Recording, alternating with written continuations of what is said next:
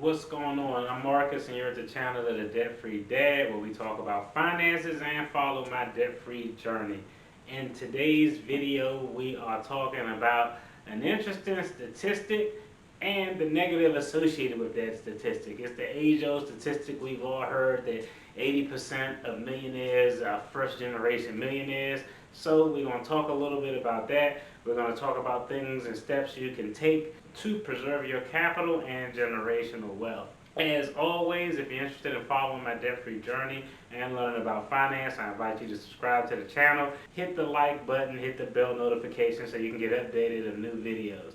So how this topic actually came up, me and my friend were talking about, generational wealth and planning for our kids' future. So I told him, I was like, hey, my kids, I saved for them to go to college.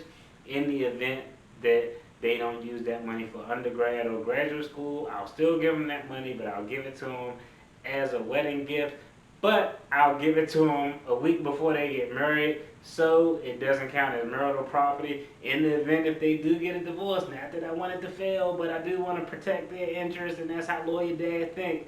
Hey, if I give it to you before the wedding, it's not marital property. So, daughter, if your husband ends up being a jerk, you can leave him, and you get to keep that gift. You don't got to split it with him.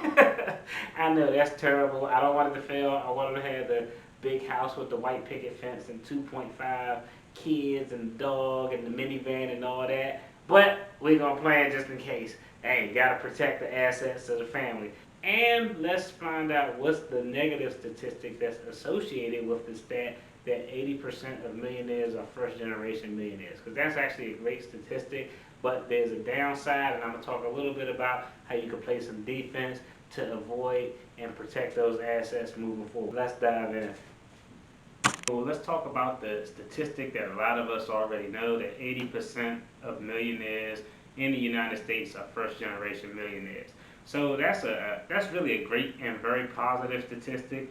But with a statistic, there's always the opposite end of the spectrum. So that statistic does bring about some bad news. So first of all, we already know that, hey, like I said, 80% of millionaires are first-generation millionaires. They didn't inherit their wealth.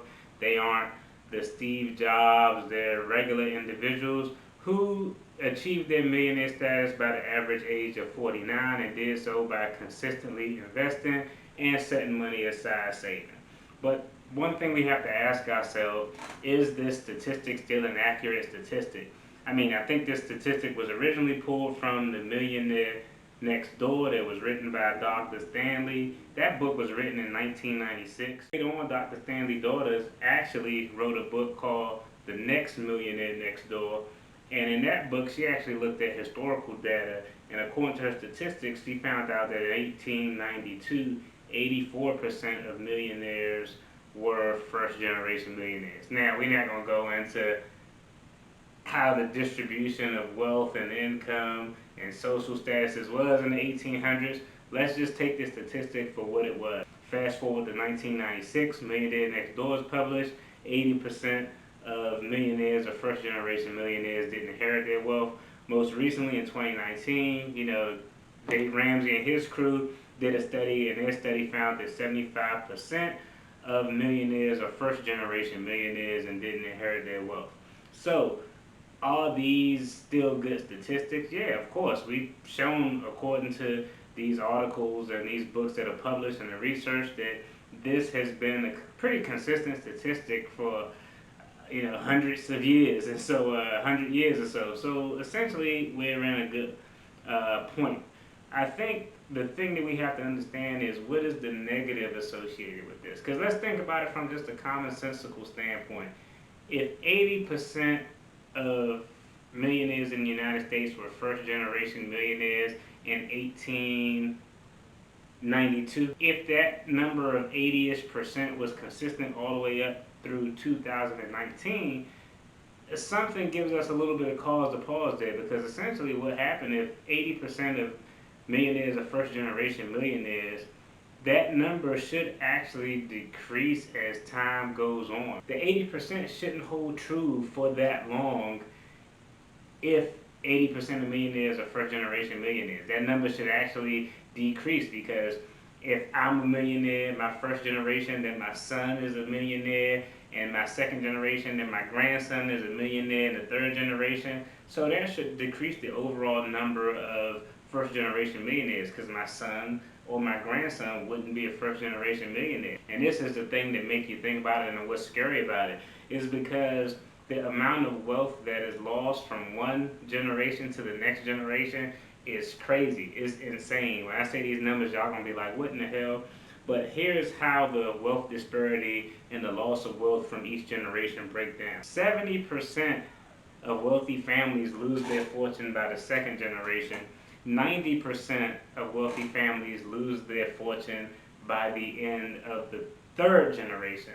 So the reason that this number of 80% is consistent throughout the years is because there are new millionaires being created in different households falling outside of the same family, because you'll have somebody who grind and work hard and do what we all doing to achieve the millionaire status. 70% of those families lose it by that next generation, 90% lose it by the following generation, and so you constantly have new millionaires that are developing. So the scary thing about that statistic, well, there's a pro and a con. The pro is, hey, you can actually achieve millionaire status by doing things like we talk about on this channel consistently over time and just making smart money moves. The bad thing is statistics aren't in your favor or your family favor or my family favor about maintaining that wealth through future generations. The first thing that you have to really ask yourself is, you have to teach your family to be creators of wealth and not consumers of wealth. That's number one. If they just have a consumption mentality, it's inevitable that they're going to fall into that 70% in that second generation, or that 90% who loses the family wealth in that third generation. But you have to understand that dedication, discipline, consistency, and time are the most important things in building any type of wealth, whether it's just millionaire status, whether it's just financial freedom, or whatever your definition of financial freedom is. It's all about cash preservation, preserving your capital, and setting yourself up for generational wealth. So some of the things that you can do to kind of protect your assets, what you have, this is kind of what when you invest, when you work, when you create a side hustle, when you have multiple streams of income, you on the offensive, you're out there getting it. Some of the things you can do to preserve your capital and wealth for future generations are the defensive side. So the first thing is, of course, get a term life insurance policy.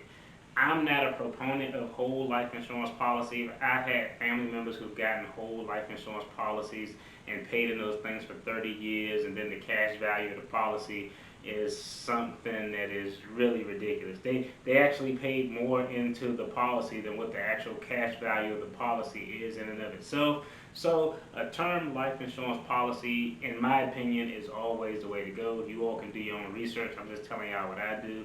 I got a term life insurance policy for 10 times my actual income, because the whole goal of life insurance policy is income replacement. The next thing you have to do is you have to have a will. And I tell you, I should know better. I'm an attorney.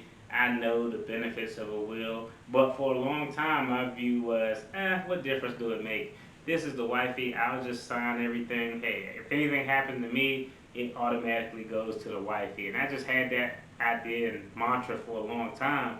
But when you actually go to sit through the process of going through the will, they're going to give you all those crazy scenarios. Well, what if y'all are on vacation and something happened to all y'all and your entire family is wiped out? Which is terrible, but it's something that could happen, and it's something that you have to think about. So you definitely have to have a will in place so you can make the decision on how you want your assets to be distributed. You definitely don't want to leave it up to the states if you pass without a will, and each state has different rules and regulations. I mean, I've seen some crazy things where, like, people are separated but they aren't actually divorced, and an individual has a child during the separation and he dies without a will, and the actual estranged wife gets everything and the child has nothing, and it's just, I mean, it could get utterly messy and completely ridiculous. So definitely make sure you have a will done. Another thing you want to consider is a trust.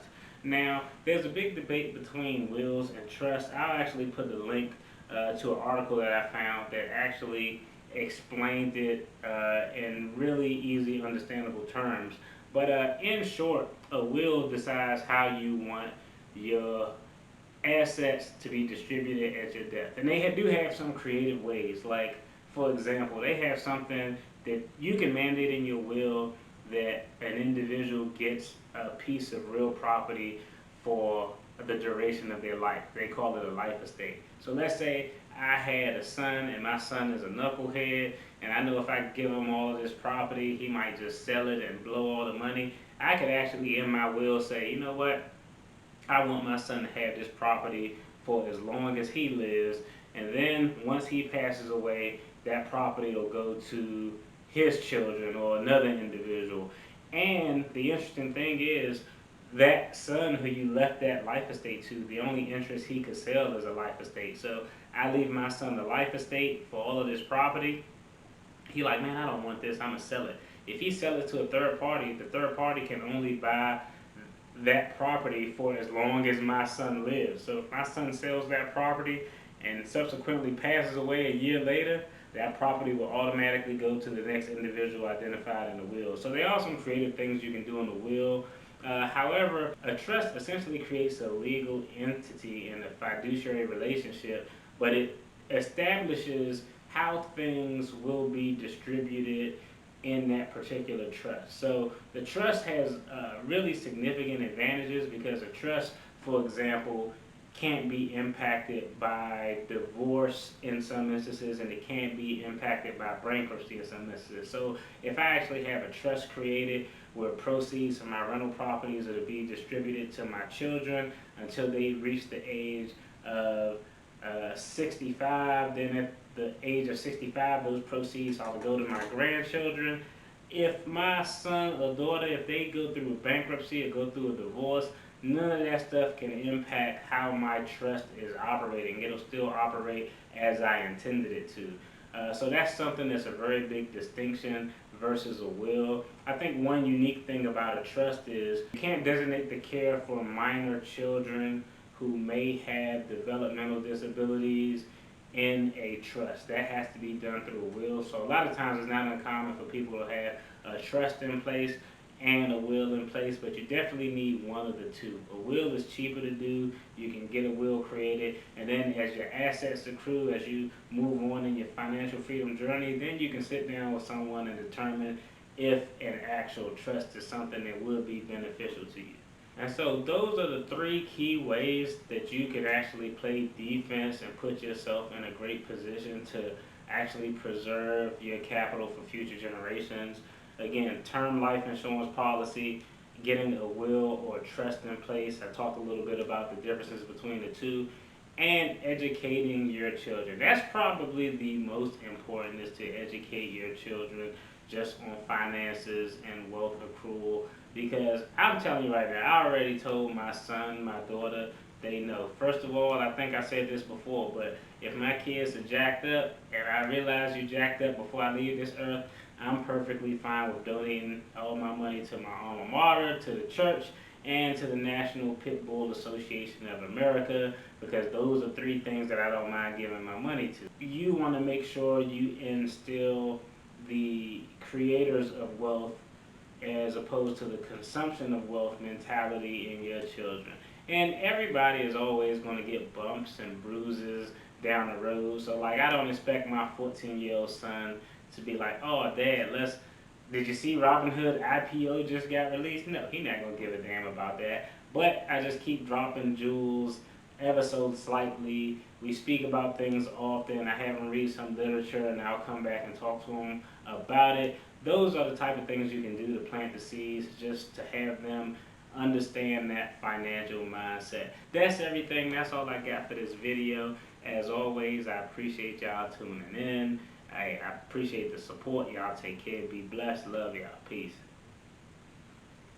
If you're still looking at this video, check out the videos below for more content related to finance and following my debt-free journey. And if you haven't already, click that subscribe button all the way to the right.